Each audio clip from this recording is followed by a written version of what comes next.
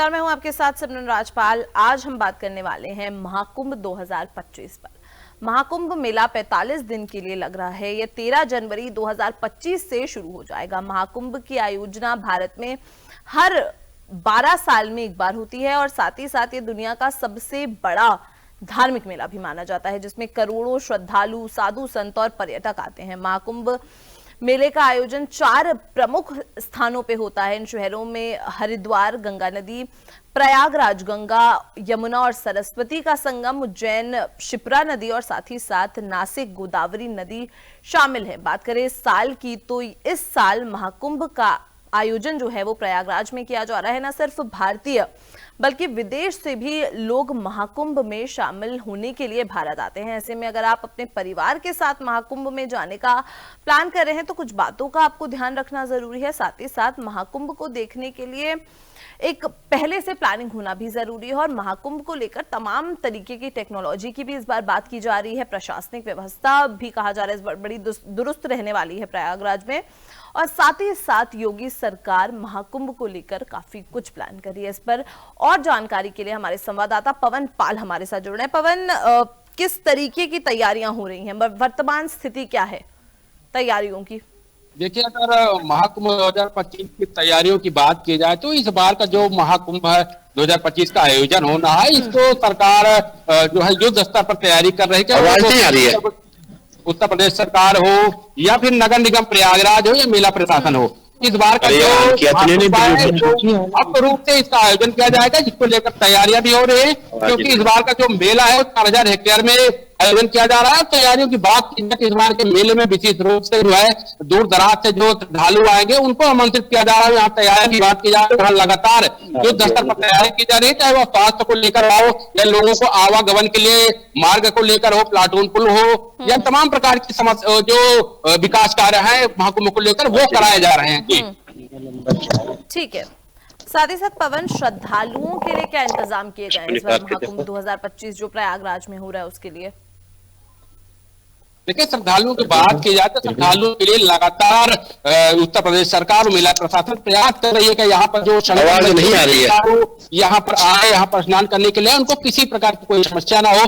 उनको आने जाने के लिए स्पेशल ट्रेनें चलाई जाएंगी और यहाँ पर मेले में पहुंचने के बाद उनको एक अच्छा वातावरण मिले। ये स्वच्छ कुंभ का आयोजन भी किया जा रहा है क्योंकि यहाँ पर स्वच्छता पर विशेष ध्यान दिया जा रहा है, क्योंकि 15,000 सुरक्षा कर्मी लगाए जा रहे हैं कि यहाँ पर मेले में किसी प्रकार की जो है वो गंदगी ना हो, क्योंकि दूर दराज से जो श्रद्धालु आएंगे वो यहाँ पर एक अच्छा महसूस करें। और संगम पर उनको स्नान करने के लिए पक्के घाटों का निर्माण कराया जा रहा है और जो और भी चीजें हैं जो पुलिस प्रशासन की तरफ से की जा रही है, वहां पर बोट भी लगाई जाएंगी जो इस पे एनडीआरएफ की टीम रहेगी, क्योंकि स्नान करते समय किसी प्रकार का कोई हादसा ना हो, जिसको लेकर के सरकार पूरी तरह से तैयार है। और उनको तैयारी को लेकर के तमाम प्रकार के जो यंत्र है वो प्रयागराज संगम में लाए गए हैं। जी ठीक है। और पवन, साथ ही साथ देखिए इस बार महाकुंभ में एआई का इस्तेमाल किस तरीके से हो रहा है, क्योंकि एआई की चर्चा इस बार महाकुंभ को लेकर अगर देखा जाए तो बहुत लंबे स्तर पर देखी जा रही है। क्या किस तरीके से एआई का प्रयोग होगा अगर महाकुंभ की तैयारी? देखिए, अगर एआई की बात की जाए तो इस बार महाकुंभ में एआई का जो है बहुत बड़ा प्रयोग किया जाएगा, क्योंकि जो दूर दराज से श्रद्धालु आते हैं यहाँ पर किसी न किसी प्रकार से उनको भाषा की समस्या होती है, क्योंकि अन्य प्रदेशों से लोग आते हैं, चाहे वो पश्चिम बंगाल से हो, चाहे दक्षिण भारत से हो, चाहे महाराष्ट्र से हो, तो यहाँ पर आने के बाद उनको एक समस्या होती थी वो लैंग्वेज की भाषा की, क्योंकि वो यहाँ पर हिंदी कम जानकारी है। तो एआई के माध्यम से जो टेक्निक जो लॉन्च किया गया है, जो मेले में इस बार व्यवस्था दी गई है, जैसे अगर हम बात कर लें कि मेला में जो केंद्रीय अस्पताल बनाया गया है वहां पर इसका बेहतर तरीके से उपयोग किया जाएगा, क्योंकि जो वहां पर श्रद्धालु आएंगे उनको किसी प्रकार की स्वास्थ्य संबंधी कोई परेशानी होती हो तो डॉक्टर को अपनी भाषा में अगर बताएंगे तो एआई के माध्यम से कन्वर्ट होके वो सरल भाषा में, हिंदी भाषा में डॉक्टर समझ जाएंगे। इस तरह की तमाम प्रकार की व्यवस्था इस बार मेला प्रशासन किया है। ठीक है पवन, आपकी तरफ हम वापस रुक करेंगे, लेकिन उससे पहले हमारे साथ जुड़ चुके हैं रविंद्रपुरी महाराज, अध्यक्ष अखिल भारतीय अखाड़ा परिषद के। रविंद्र जी, पहले तो आपका बहुत बहुत स्वागत है। देखिए, महाकुंभ का धार्मिक और आध्यात्मिक महत्व क्या है? बहुत बहुत आशीर्वाद, साधुवाद। आप देख रहे हैं ये प्रयागराज में महाकुंभ लगने जा रहा है। सर्वप्रथम यहाँ अर्धकुंभ और पूर्ण कुंभ के रूप से जाना जाता था, परंतु हमारे माननीय मुख्यमंत्री जी ने इसका नाम कुंभ और महाकुंभ दिया है। कुंभ 6 साल में आता है, महाकुंभ 12 साल में आता है। और आप क्या होगा, समुद्र मंथन में जो अमृत निकला था जी। उसकी कुछ बूंदे प्रयागराज में गिरी थी, कुछ बूंदे हरिद्वार में गिरी थी, ऐसे ही उज्जैन में है और नासिक महाराष्ट्र में है। और हमारा जो 2025 का महाकुंभ है वो प्रयागराज में 12 साल के बाद आ रहा है। इसमें लाखों की संख्या में नहीं, करोड़ों की संख्या में देश विदेश से श्रद्धालु आएंगे।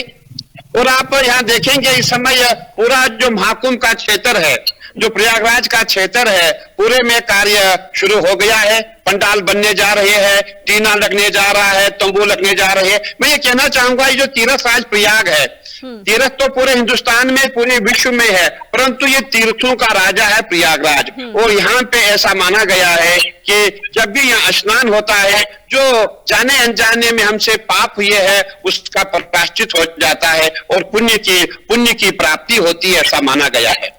ठीक है, साथ ही साथ महाराज जी मैं आपसे ये सवाल भी जानना चाहूंगी, क्या महाकुंभ केवल एक धार्मिक आयोजन है या इसका कोई सांस्कृतिक या सामाजिक महत्व भी है?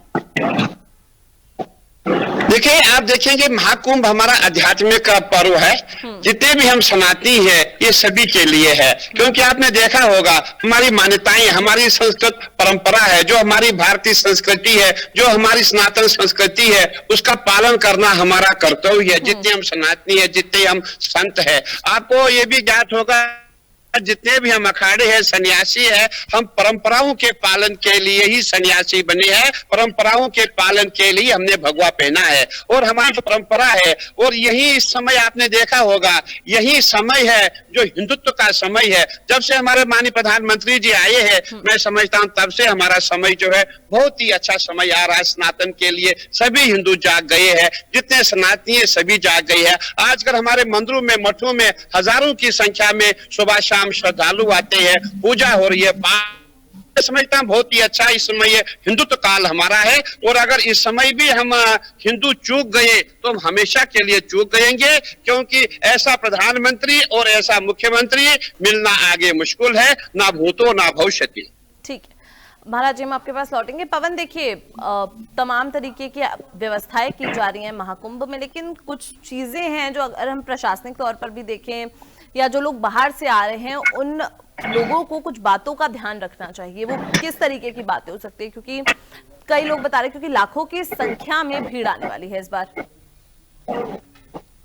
देखिए, जो श्रद्धालु आएंगे महाकुंभ में स्नान के लिए, उनको बहुत सी ऐसी सारी चीजें हैं जिस पर ध्यान देना चाहिए, क्योंकि जो हमारे प्रधानमंत्री और मुख्यमंत्री जी ने इस बार उन्होंने आश्वासन दिया है कि इस मेले को स्वच्छ मेला बनाएंगे, स्वच्छ मेले के तौर पे आयोजित किया जाएगा। तो यहाँ पर जो भी श्रद्धालु आए, पहली बात यहाँ स्वच्छता को विशेष ध्यान दें, और दूसरी बात ये रही कि इस बार का जो कुंभ मेला हो वो बेहतर तरीके से पूर्ण रूप से प्लास्टिक मुक्त मेला इस बार रहेगा, क्योंकि जो श्रद्धालु आएंगे उनको जो शुद्ध थैले, जो यानी कि कॉटन का थैले होते हैं, उस थैले का प्रयोग करें मेले में आकर। और सारी चीजें हैं जो श्रद्धालुओं को ध्यान में रखने वाली चीजें, जो भी श्रद्धालु यहाँ पर आए, जिस तरह से यहाँ पर आवागमन के लिए पुलिस प्रशासन लगाई गई है, जिस तरह से रूट से उनको डायवर्जन किया जाए उस रूट से ही जाए, ताकि वो संगम तट तक पहुंच सके। वो अपने मर्जी से जाएंगे तो कहीं ना कहीं इधर उधर से भटक सकते हैं। तो तमाम सारी चीजें हैं तो श्रद्धालुओं को ध्यान में रखना चाहिए। जी ठीक है, रविंद्रपुरी महाराज से हम अगला प्रश्न देखिए।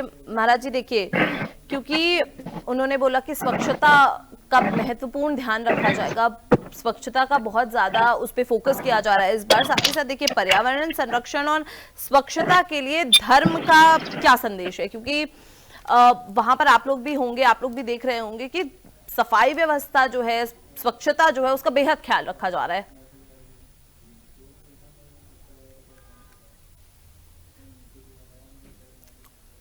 महाराज जी, आपसे सवाल है मेरा। जी मैम।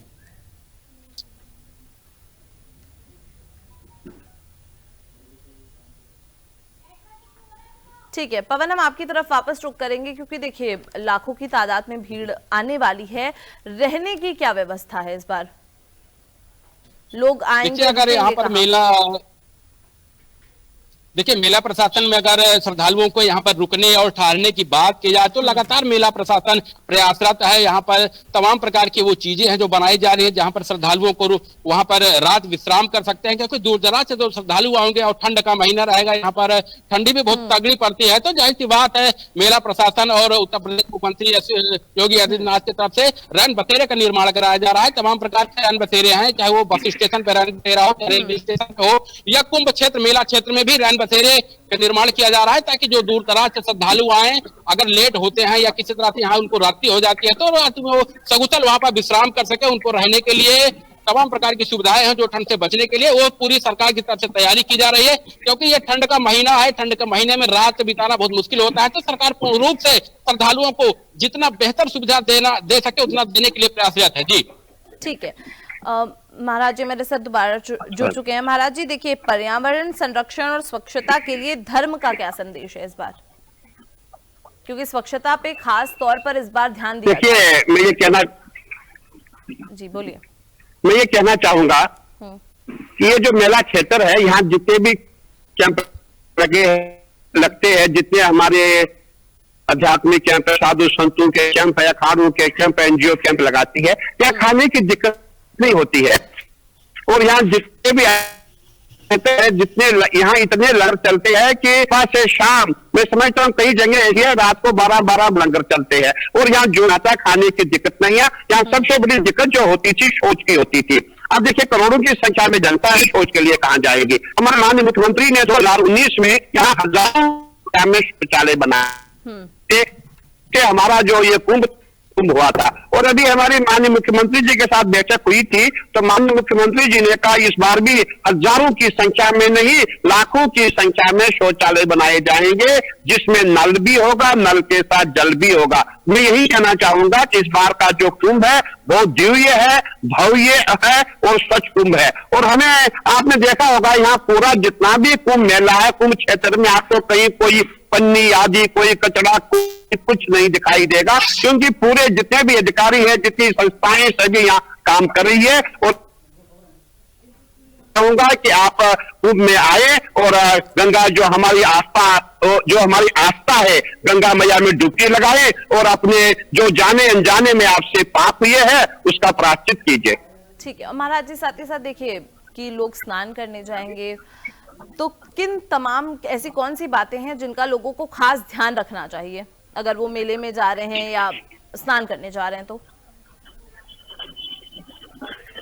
महाराज जी देखिए, मैं कहना चाहूंगा, जब हमारे जिस दिन स्नान समय है, मकर संक्रांति जिस को, उस दिन जो भी यात्री आएंगे, जिन संत महात्माओं के नाम से वो कैंप, तो वहां क्योंकि एक दिन पहले यहाँ ट्रैफिक जाम हो जाता है, ट्रैफिक बंद हो जाता है। मैं समझूंगा कि उनको यही कहना चाहूंगा कि वो सबसे पहले जहां उनके संत है, जहां उनके महात्मा है, जहां उनके जानकार है, उस कुंभ मेला क्षेत्र में पहुंचे। और जब उनको शाही स्नान में, जिसका नाम हमने राजसिक स्नान दिया है, उसमें शामिल होना है, तो जो अखाड़े हैं, जो उनके महाराज है, जो उनके संत है, जो उनके गुरु है, जिन अखाड़ों से वो एफिलेटेड है, जिन अखाड़ों से वो मतलब संबंधित है, वहां सुबह सवेरे उनको जो है 3 बजे, 2:30-3 बजे पहुंचना पड़ेगा, ताकि वो शाही स्नान में शामिल हो सके और गंगा जी में स्नान कर सकते हैं। मैं यही कहना चाहूंगा, जहां भी जो संतों के साथ जिनके मतलब आपस में जान पहचान है, अपने अपने जो जहां के वो निवासी साथ जो है स्नान करे। और इसी के साथ ही साथ महाराज मैं आपसे ये भी जानना चाहूंगी कि ये जो स्नान है इसका महत्व क्या है? देखिए, हमारे यहाँ ये माना गया है कि 33 कोटि देवी देवता गंगा जी में स्नान करते हैं जब भी महाकुंभ आता, कुंभ आता है, ऐसा माना गया। आपने देखा होगा हमारे यहाँ लाखों की संख्या में संत महात्मा नागा सन्यासी आते हैं। हमारी परंपरा में ऐसा माना जाता है कि जितने भी देवी देवता है वो संतों में या जो भी सदगृहस्थी है, जो वाची सनातनी है, जिनके पास आस्था है, श्रद्धा है, उनके शरीर में प्रवेश करते हैं और गंगा जी में स्नान करते हैं, ऐसा माना गया। और हमने स्वयं देखा है, जब हम यहाँ से स्नान के लिए निकलते हैं, उस समय जो हमारे संतों का जो स्वरूप होता है, जो हमारे अखाड़ों का स्वरूप होता है, ऐसा लगता है कि हमने पहली बार देखा हो। हम आपको ऐसे ऐसे दिव्य संत मिलेंगे जो आपको कभी दिखे नहीं होंगे। और जब हम गंगा जी में स्नान करते हैं, स्नान के बाद जो वो दिव्य संत होते हैं जो हमारे बीच में होते हैं, वो एकदम गुप्त हो जाते हैं, लापता हो जाते हैं। मैं चाहता हूं ऐसे संतों का आशीर्वाद लेना अति आवश्यक है। उनको किसी से कुछ नहीं चाहिए। हमारे एक ऐसे संत आए थे, अभी हरिद्वार मेले की बात मैं करूंगा, जिनकी आंखों से रेज निकल रही थी, रेज ऑफ लाइट आंखों से निकल रही थी, नाना प्रकार। ठीक है, महाराज जी की आवाज हम तक पहुंच नहीं पा रही है। पवन आपकी तरफ में रुक करूंगी। ठीक, पवन आपकी तरफ में रुक करूंगी। पवन देखिए, क्योंकि महाकुंभ का आयोजन जो है प्रयागराज में इस बार हो रहा है, तो स्थानीय लोगों पर इसका क्या प्रभाव पड़ रहा है? देखिए, महाकुंभ के आयोजन को लेकर स्थानीय लोगों की आवाज थोड़ी बढ़ा दीजिए अंदर से। बात है, इतने भव्य मेले का आयोजन हो रहा है जिसमें 40 करोड़ से भी ज्यादा श्रद्धालुओं के आने की संभावना है। तो जाहिर सी बात है, एक रोजगार के तौर पर भी प्रयागराज वासियों के लिए बहुत बड़ा ये मेला साबित होगा। क्योंकि जो कुंभ मेला है, कुंभ मेला में आने वाले श्रद्धालुओं को जो यहाँ खाने पीने रहने की व्यवस्था है, वो प्रयागराज के लोग यहाँ पर उत्सुकता के साथ उनकी व्यवस्था करेंगे। और यहाँ पर जो दुकानदार होंगे वो भी प्रयागराज के लोग यहाँ पर अपनी दुकानें लगा करके, जैसे वो प्रसाद की दुकान हो या फूल की या माला की, जो भी चीजें हैं, खासतौर पर यह जो महाकुंभ का आयोजन हो रहा है प्रयागराज वासियों के लिए बहुत बड़ा रोजगार का अवसर भी है। क्योंकि रोजगार के भी अवसर इस मेले में है। लोग रोजगार के अवसर से लाभ प्राप्त कर सकते हैं, क्योंकि पुण्य करने के लिए यहाँ पर दूर दराज से श्रद्धालु आएंगे। जाहिर सी बात है, यहाँ पर जो माला खरीदेंगे, फूल खरीदेंगे, तमाम चीजें जो सामग्रियां खरीदेंगे पूजा से संबंधित, वो भी प्रयागराज वासियों के लिए बड़ा सौभाग्य का बात होगी। तो यहाँ पर अपने दुकानें लगा करके रोजगार का अवसर तलाश सकते हैं। जी ठीक है, रविंद्रपुरी महाराज से मैं एक आखिरी सवाल लेना चाहूंगी। महाराज जी देखिए, क्योंकि कई लोग हैं जो पहली बार महाकुंभ अपनी जिंदगी में देखेंगे, कई लोग हैं जो पहली बार प्रयागराज आएंगे, महाकुंभ में वो शामिल होंगे, उनके लिए आप क्या कहना चाहेंगे? क्या सलाह उन्हें देना चाहेंगे? क्या बातें बताना चाहेंगे आप उन्हें? मैं उनको ये कहना चाहूंगा, जो मकर संक्रांति के स्नान पे आएंगे उनको एक दिन पहले ही मेला क्षेत्र में आना पड़ेगा। क्योंकि उस समय रेलवे स्टेशन से ही पूरा आपको जाम मिलेगा।